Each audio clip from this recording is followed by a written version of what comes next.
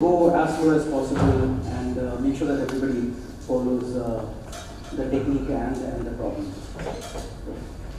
So first let's talk about the K-means problem. It's already been defined. The advantage of talking about this K-means and D-squared sampling is that it's very easy to understand it visually, right? And that's why easy to sort of start working on these kinds of problems.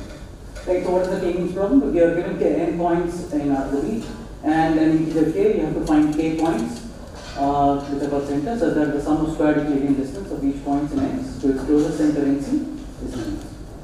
Okay, in other words, this definition. So visually, if you have a two-dimensional example, what you're given are these block points, and suppose k is equal to 4, then what you're supposed to do is to find k triangles such that the sum of square distances of each of the black points to its closest triangle is 1. So it's very simple to understand.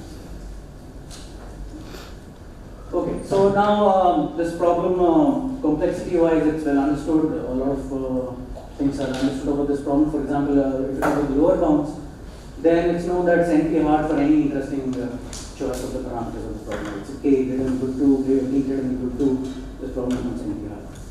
And it's also known that it's hard to approximate better than 1 plus epsilon for a particular constant epsilon unless p is good anything. Right, so even that is well understood. So then we talk about upper bounds, we talk about approximation algorithms, and there's been a lot of work as far as coming up with approximation algorithms for the K-means problem, and this is a very short list of such algorithms for the K-means problem. What I want to highlight is actually this. So there are these algorithms, 1 plus epsilon approximation algorithms, which have running time which looks something like this, n d to the power k of epsilon. Okay.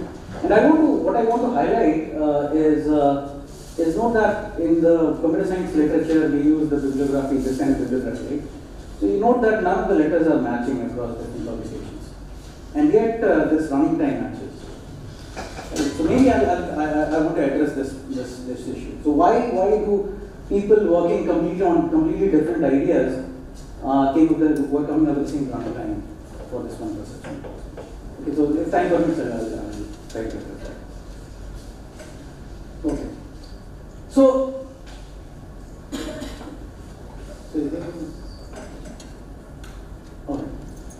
Okay, so since the problem is hard even to approximate, so the problem is important, so people start talking about results of beyond worst case failure.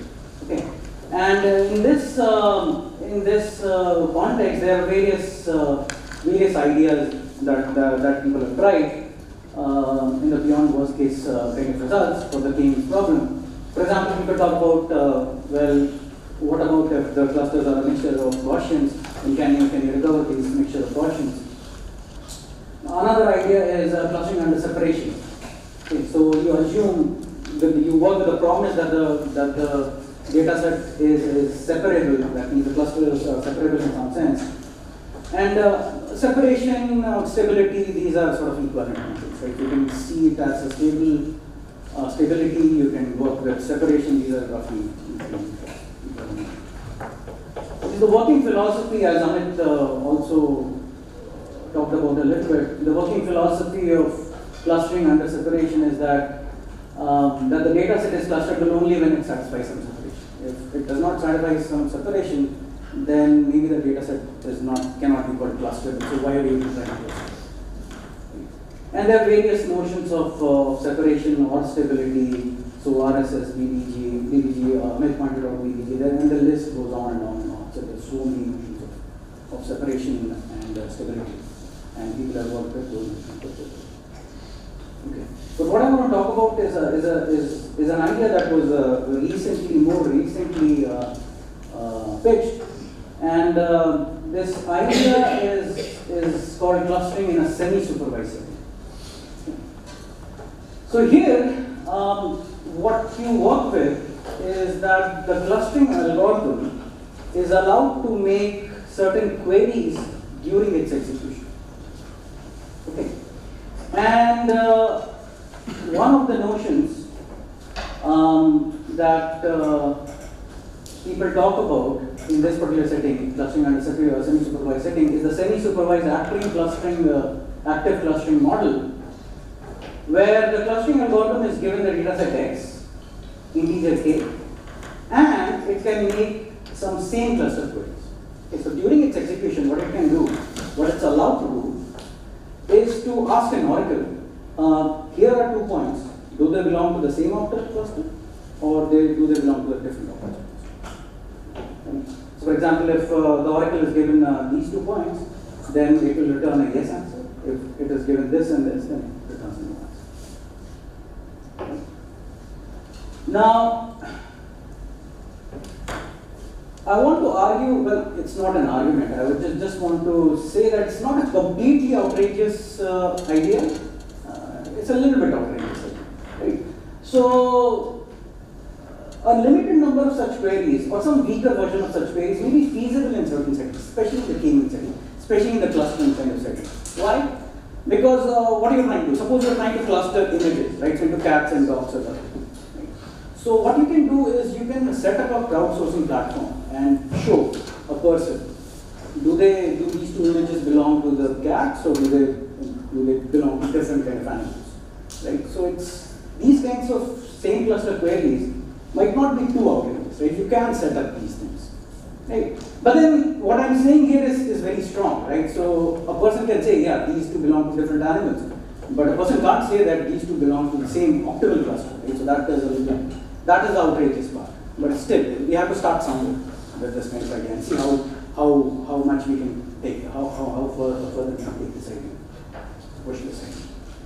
Right? So in general, what I'm trying to say is that so understanding the power and limitation of this idea may open interest in future connections. Right? So that's pretty much what I'm trying to say. Okay. So let's see what we can do with such same cluster queries in the context of k-means cluster. So it's very simple, right? So if you're allowed such same cluster queries, you can very easily cluster the data. If you make order n square queries, you don't even have to make n square queries. Nk queries should be sufficient. If you make all sorts of queries, all pairs of queries, right, then they'll be able to cluster them, right? Because you will know which point belongs to which cluster, right? But the goal is to do it with as few queries as possible. Can you cluster this with as few queries as possible? That is it. Right? And there is some result that is already known in this particular SAC setting. It's a result which appeared in NIPS by Ashtiani et al. And the result says something like this: there is a randomized algorithm that runs in this much time and makes this many number of queries, same cluster queries, and returns an optimal clustering for a data set that satisfies some separation value, some kind of separation. So note that the number of queries it makes is not very large. It's proportional to k log n, and the running time is also very nice. It's not very large. The running time is not very large. So what they say is that this is really powerful. If you are allowed same cluster queries, you will do some very interesting things. Okay. So a few things to note about this particular result is that first of all, this is an exact clustering result. That means you will recover the clustering exactly. Second, the result holds given that the input data set satisfies some separation guarantee, right? Because it uses the fact that it satisfies some separation guarantee. And finally, the number of same cluster queries is not independent of the data size, right? So it has dependence on the data size. Just one.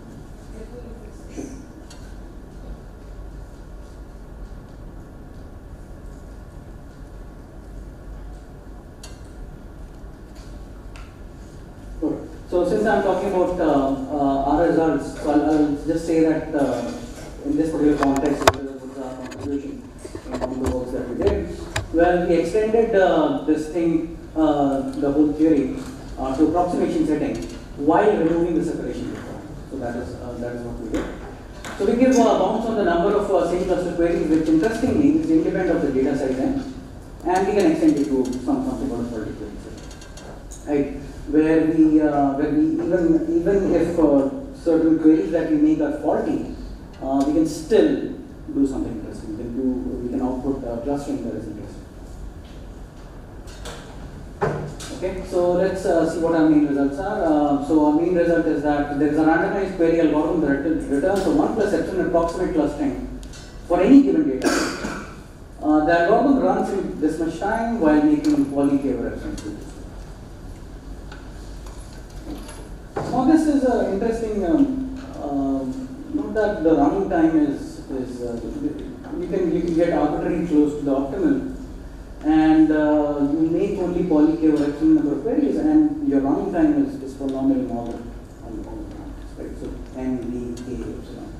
So it's really nice. So that shows the power of same cluster queries. You can you can design 1 plus epsilon approximation algorithms that runs in polynomial time, only that it makes these number of same cluster queries. And interestingly, this is independent, completely independent on the input set. Okay, and we also show a lower bound, matching lower bound, which, well, not exactly matching, but close lower bound, which says that any, if conditioned on ETH, if ETH holds the exponential time hypothesis, then there exists a constant C such that CNEC approximation query algorithm runs in time as polynomial and NKD will make at least k over polyglot cases. So, and we can actually extend it also to the faulty query setting, which essentially says that the above result can be extended to a setting where the response to every same cluster query is incorrect with a property that is at most q, which is strictly defined. So now let me talk about the main ideas. So since I want to highlight about this technique, D2-sampling, let me talk about. So just one question before we go. So is the other extreme no method? Let's say you don't know anything about the points, and all you can do is query. And can you recover the clusters using some? I don't think that is explored, but that's, yeah, so that's the first question I get whenever I talk about these kinds of things. So people think, because that's the typical query model, people think that that's what we are doing. No, you know about the points, and then you are making these interesting. So that's an interesting issue. So let's see what are the main ideas for the query algorithm, right? So just keep at the back of the mind what we are trying to get is a 1 plus epsilon approximation algorithm. And you don't want to make many number of queries, and you want to get terribly prolonged, right? So let's talk about the main idea, which is D2-sampling. So we'll talk about that idea in a few slides. And the way I want to talk about the D2-sampling idea is that it's a natural thing that will just come up if you try to solve this problem. Okay, so to set it up, let me talk about a lemma, which is not a very complicated lemma, but it's very useful in the context of whenever you want to talk about 1 plus epsilon approximation algorithms in the K-means setting. And the lemma says essentially the following, right? So we don't need to go through the definition. I can just tell you using a picture. So the one means solution for a bunch of points is just a centroid, okay, geometrically, right? So that is something that we can do very easily, right? So the centroid of all these points is going to be the optimal center, one mean center for the given bunch of points. Right? That's all. That's all. Now, what this lemma is essentially saying is that suppose you sample some 1 over epsilon points uniformly at random and take the mean. So this green triangle is the mean of the uniformly sampled points. Okay? Then as long as you are sampling some 1 over epsilon number of points and taking the mean of that, the cost with respect to this green triangle will be as good as the cost with respect to the optimal center, optimal triangle. So that's what this lemma says. Okay? So all you have to do is to be able to calculate the centroid of some uniformly sampled points, a few uniformly sampled points. So now let's try to see how we solve some easy case, right? So suppose that the optimal clusters have roughly the same size. Right? In other words, in the terminology that people use in the cleaning setting is what if all these clusters are balanced? That means they are roughly of equal size. So for example, in a two-dimensional setting, suppose k is equal to 3, and these are the optimal clusters. Right? Suppose these clusters are balanced; they are roughly the same. The question is, can we solve this problem easily if you are allowed some same cluster queries? It's very simple, right? So what would you do? What would you do? Well, you just uniformly sample some poly-k over epsilon number of points, okay, uniformly from the data set, and use the same cluster queries to partition them into subsets of the optimal center or optimal clusters, okay. And from the previous lemma, the previous slide, you know that the mean of the partitions will be good centers, okay? Because since all of them are balanced and we are sampling poly-k over epsilon number of points, right? So that subsample will have good representation from each of these optimal clusters. And you can argue that you will have at least 1 over epsilon uniformly sampled representatives from each of these clusters. And since you will just use the previous lemma, you can use same cluster queries to sort of isolate them into groups, and within each group you just calculate the centroid. You're done. You get 1 plus epsilon approximation. It's as simple. The main complication arises because what if the clusters are not balanced? Like what if one cluster is very small compared to the other? So this is the general case that we are trying to solve. And note that here, uniform sampling, the previous idea is not good, right? So if you sample poly-k over epsilon number of points, then most of them will be just belonging to the largest cluster, and then you don't have good representatives or good number of representatives from the smaller clusters. And if you don't have a good number of representatives from smaller clusters, you will not be able to get good center for those clusters. So then what do you do? Right? And this is where D-squared sampling very naturally comes up. So the main idea is that after finding its first center using uniform sampling, find subsequent centers using something called D-squared sampling. Okay. So now what we're going to do is we're going to break it into k iterations. Okay. So first, sample some poly-k over epsilon points. Okay. Now, what you have is it will have a good representation from the largest cluster, and you can isolate it using the same cluster. Now, once you isolate them using same cluster queries, find the centroid of that, you will get a good center for the largest cluster.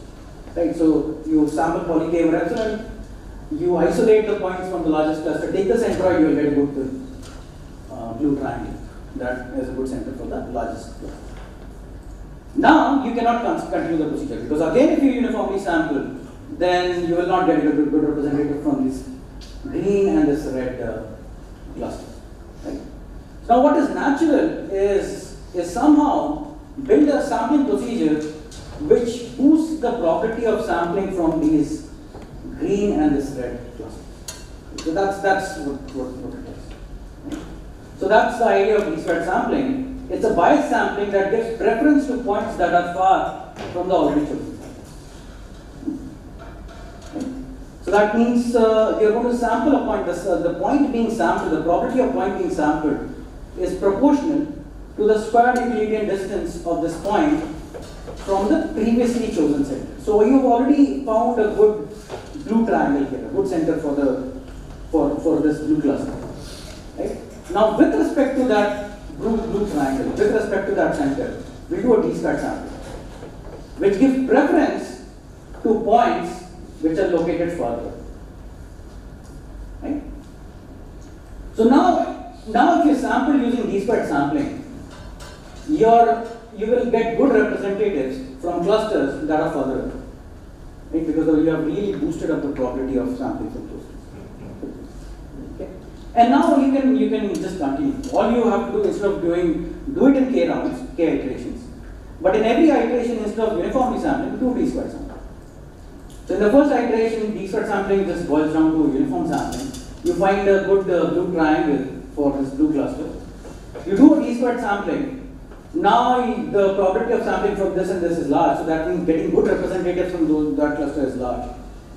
And if you get good representatives, then perhaps you can argue that you can also get a good uniformly sampled or uniform representation from those clusters. Right? So there's some technicality over there because d-squared sampling is not uniform sampling. So even if you isolate points, okay, you might be giving preference to this point more than a point that is closer to this. Right? So it's not uniform. It's not a uniform representative from that cluster. So you have to do some kind of technical adjustment to be able to isolate a bunch of points which can be regarded as a uniform sample from those clusters. Right? So there's some technical juggling that you have to do, but everything works out, and you can argue that this way. Right? And that's the whole idea. Right? So in every round, what you do is you sample a bunch of points using d-squared sampling. Okay, isolate using same cluster queries, isolate, and then sort of isolate and pick a point that is centroid of an appropriate subset of points, and then you get in subsequent ones you'll get a blue triangle, you'll get a green triangle. Yes. So instead of like we have a result of uniform sampling 1 by and we get 1 plus a standard approximation. So isn't there any result like with d-squared sampling only, if we sample more number of points and can we get a same approximation ratio? Isn't there any result like that? So like we are uniformly sampling from a cluster 1 by epsilon and we get 1 plus epsilon approximation using their rule. Okay, so doing means instead of sampling, if we sample more points, suppose 1 by epsilon square points instead of 1 by epsilon points, using after d-squared sampling and then taking their mean, isn't something like that that will give 1 plus epsilon approximation? No, but since we are proving the epsilon is your, right? So it's a parameter that we take as input. Right? So you can work with whatever epsilon. Okay, so now let me talk about another problem. Okay, and this is a problem that machine learning people are actually interested in. And again, we'll see, since we have already set up the d-squared sampling idea nicely, so maybe I can talk about how we go about solving this machine learning. If time permits. Okay, so let me actually spend most of the time talking about the problem and why it's interesting and why this is the problem that we should be actually talking about. And then later on see whether we have time to discuss the meaning of it. Now, clustering using k-means formulation implicitly assumes that the target clustering follows some locality. That means the data points within the same cluster are close to each other in some geometric sense. Right? So that's why we are modeling clustering problem as a k-means problem. Otherwise, why would we do it in the k-means model? So there are clustering problems arising in machine learning where locality is not the only requirement for clustering. There are some other constraints, other requirements than just locality. Okay? And there are multiple examples. For example, the R-gather clustering, you have the additional constraint that each cluster should contain at least R points. Or the capacitive clustering where we have cluster sizes upper bound. Or the L-diversity clustering where each input point has an associated color and each cluster should not have more than 1/L fraction of its points sharing the same color. Or chromatic clustering where each input point has an associated color and the points with the same color should be in different clusters. Okay? So you throw in more constraints, you throw in additional constraints in addition to optimizing the k-means objective. So your solution should also satisfy some other constraints. So for example, in the k-means setting, it's very locality driven, right? So that means if this is your k-means instance, then your solution or the center should be this, this, and this. Right? But then in the constrained k-means setting, and these are the examples of the constrained k-means setting, the optimal clusters might not be these blobs. The optimal clustering might be something like this. Right? So this is one optimal cluster, this is another optimal cluster, and this is the third optimal cluster. And why do you have such an optimal? What is the constraint here, implicit constraint? Well, if you want to have the balance condition that all the clusters should also be balanced, right? So they have roughly equal number of points, then the optimal cluster will look something like this. Right? So in addition to optimizing the k-means objective, if the clusters also need to be balanced, then the optimal clusters will look something like this. Okay. So now, it would be nice if there was a unified framework that considered all these problems, all the above problems. That would be nice, right? So if we have a unified framework that simultaneously considered all these different kind of constraint setting, then that would be nice. Right? So this unified framework was developed by Deng and Zhu in a SORA 2016, I think, paper that we actually extended. And what I'll do is I'll skip some of the slides in which we develop the problem or give reasons for why we come up with this kind of a problem. But I think once I define the problem, it will be mostly clear. So why are we trying to talk about this problem which we call the list problem? So it's a little dense. So let me be very slow and talk about this particular problem, and I'll show you the connection of this problem with the constraint field. So here you're given an input set x.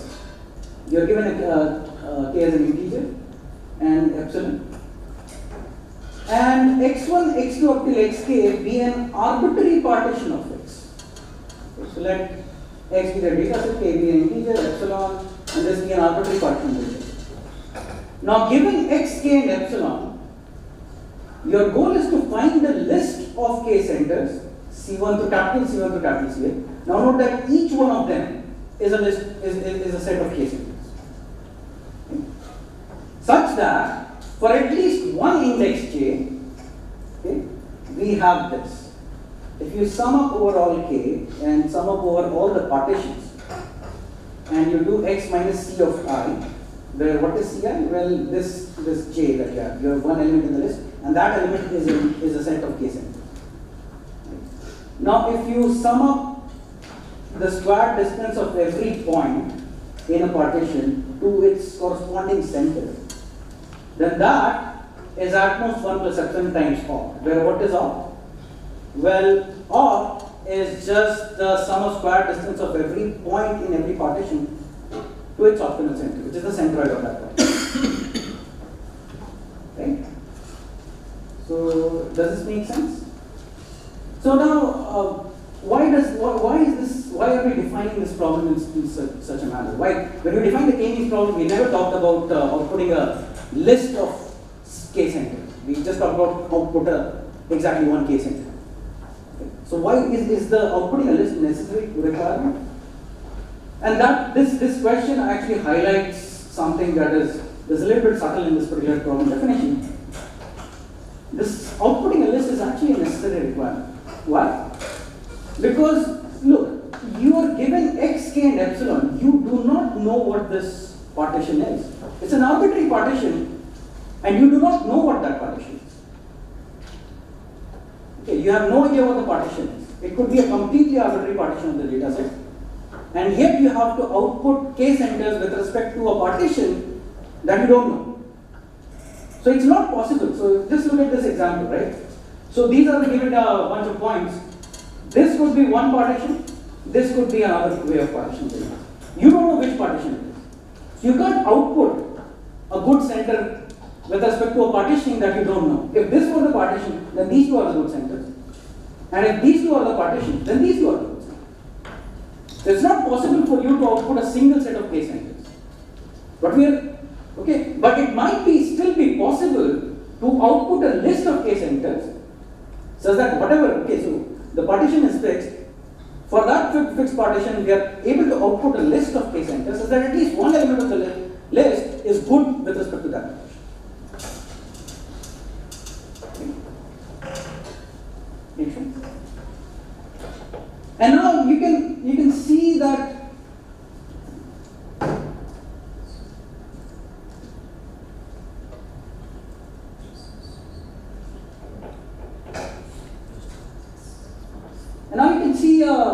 why this might make sense in the constraint k-means setting. Okay? Because in the constraint k-means setting, the partition that you are interested in, or the clustering that you are interested in, right? It's not an arbitrary partition. It's determined by the k-means objective and the constraints that you have with respect to that constraint k-means problem. But then, if you are able to solve, this is a very general problem. If you are able to solve this problem, then I want to argue that it might be possible for you to solve all those problems. Because this is a really general problem. I am giving you a solution for such a general problem. For an arbitrary partition of the data set, I'll be able to give you a list of centers, such that one element of the list is good. And eventually, what we are going to argue that it's always possible to output a list which is not very long. It's always possible to output a very short list, so that one element of the list is good with respect to a partitioning of the data set which you don't know. So if you solve this problem, then you'll be able to, it gives you a very generalized framework. If you solve this problem, you can solve all the other problems. Assuming there's certain other properties, right? Assuming that you can go from centers to partitions, like that satisfies those constraints. Yeah. So let's say you have this chromatic constraint. And you output this list, but it might violate some of the constraints, right? Even if it satisfies this objective, it might violate this chromatic constraint, right? No. So we are going to be able to output a list, whatever the partitioning is. So the partitioning is determined by a chromatic constraint, right? Yes. So if you solve this problem, then you will definitely guarantee to have one element in the list that will be good for that partitioning that you do. It's a very general problem. If you solve this problem, then basically you solve all of them. Assuming some other properties which have been shown by Ding and Zhu, they have been shown to hold for all the props that were in the list. So it should really be like given x, k, and epsilon. Yeah. Find the list of k centers C1 to Cn, Right. such that for all x1 to xk, there exists a j. No. There exists, find a list of k centers such that for at least one index j. No, but for this x1 to xk, the quantification over x1 to xk, this should be true for every partition x1 to xk. Yeah. Well, okay, so there's some. That's for all x1 to xk. Okay, so for a fixed partitioning x1 to xk, I'm going to output a list. So I cannot output a list that will work for all partitioning x1 to xk. But you don't know partition in advance, right? So it should work for all. That's what so x1 to xk is not part of the input. Only the ground set x is part of it. Right.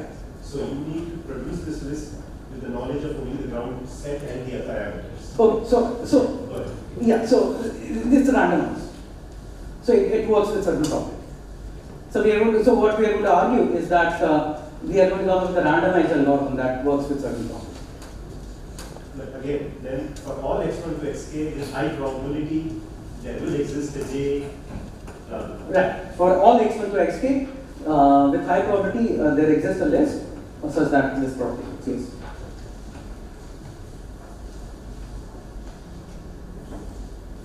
Is it that, or would it be for a large fraction of x1 to xk there will exist? For every x1 to xk, we can output with high probability we can output a list. Okay, such that.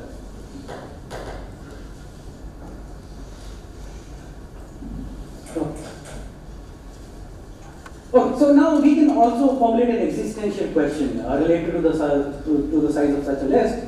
So the question is, let x and k be an integer epsilon, and let x1 to xk be our arbitrary partition of x. Let it be the size of smallest list of k centers such that there is at least one element in this list such that this holds. What is the value of it? So we can ask this particular question. And we show lower bound and upper bound, which is closely matching. So the upper bound is via randomized algorithm. We show that the upper bound is true for k, something like O tilde k over epsilon, which is O tilde hides some logarithmic factors. And the lower bound we show to the power omega of k over square of epsilon. So that is what we show. And I have 7 minutes, so I'll maybe highlight the main idea again using the square sampling idea. So the idea remains the same, roughly the same, right? So now just consider this optimal partition. It satisfies the constraint, right? So this is a bunch of green. Now one cluster is the green point, the other cluster is the red point, and the third cluster is the blue point, right? And again, we want to just use the d-squared sampling idea, and again do it in k rounds. So note that in the very first idea, or in the very first round, things work as usual, right?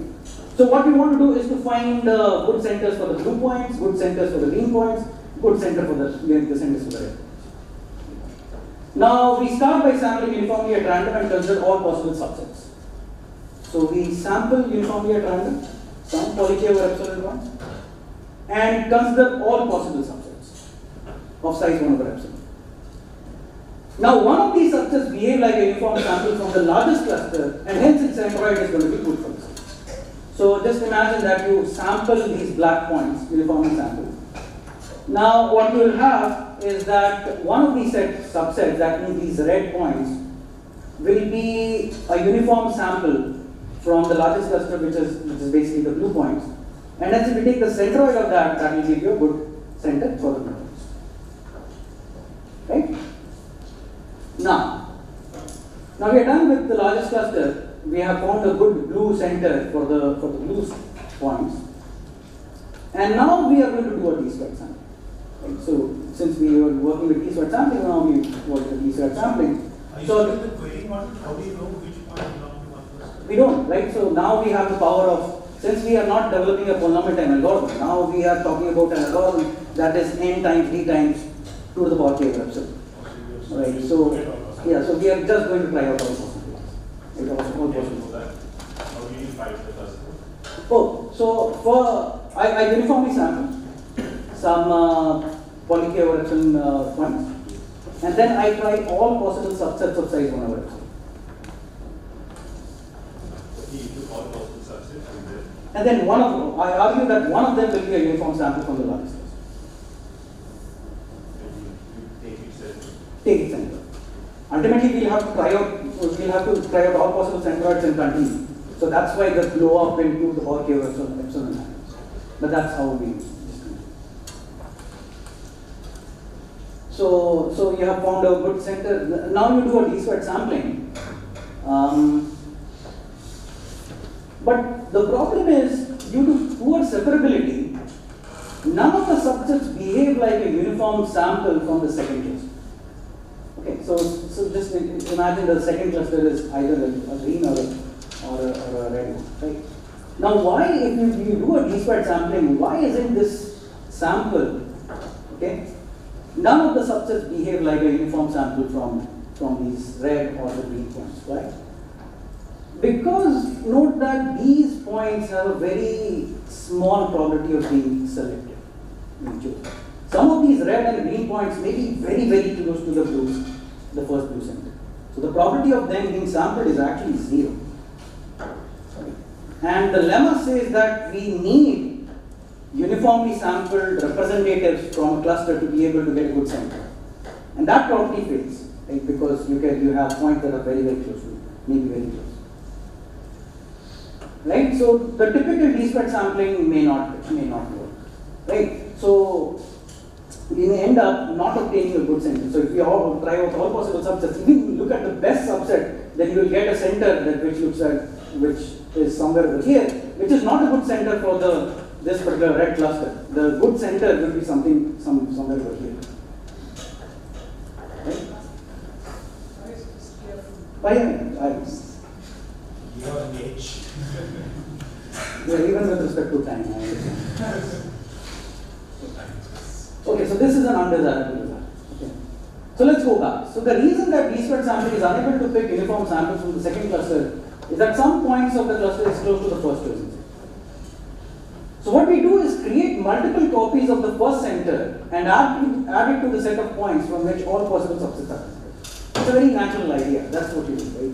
So the problem is because some centers from this red cluster might be very close, right? So what we do is just construct a multi-set where we add multiple copies of the first center, and then from that consider all possible subsets of size 1. And then there's a whole lot of technical complication that you have to resolve, but then everything sort of nicely works out. These multiple copies act as proxy for the points in the second cluster, the red cluster, that are close to the first center. Okay. Now one of the subsets behave like a uniform sample and we get a good center. Okay. So that's the basic.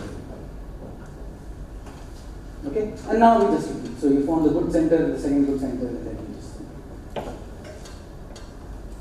Okay. So what's the nice thing? What's so nice about these kind of ideas is that first, D2 sampling based ideas easily extend to distance measures that satisfy certain metric-like properties, right? So Mahalanobis distance, Newton divergence.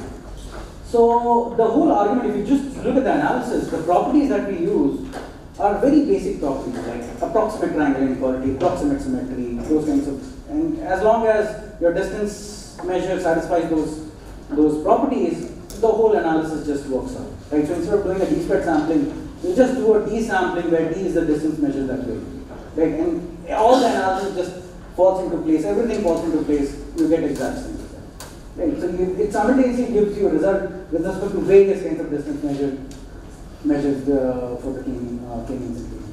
So these ideas can also be extended for the K-median problem where instead of D2 sampling, all you do is just do a D-sampling. Okay, so I'll talk about some of the open problems that I'm actually interested in right now. There are other open problems which are at the back of my mind, but this is the problem that I'm actually right now thinking about. So in the query setting, the question is, can we obtain similar results using non-adaptive queries? So the algorithm that I described works in K rounds, right? So you do a D2 sampling, do something, then again with respect to the center that you chose, do a D2 sampling, get a bunch of points, make some same cluster queries, then calculate the centroid, and then again do it. So if you want to set it up in a crowdsourcing platform, it is a problem, right? So you have to make queries again and again, right? What if you can do it non-adaptively? In one shot, decide what queries you are going to give to the user, and based on the answer to those queries, in one shot, find a good approximation. So that would be nice in the query set. Another problem, and this is sort of seems disconnected with the whole discussion, but actually I'm interested in, is how hard it is how hard is a bicriterial K-means problem. That means we are allowed to output 2 K centers instead of K centers, but we compare our solution with the optimal with respect to K centers. Right? And as far as I know, there is no hardness result known in this particular set. So it's not known whether you can do anything. So you are allowed to output 2 K centers, but you are allowed to compare your solution with the optimal with respect to K centers. Now the question is, can you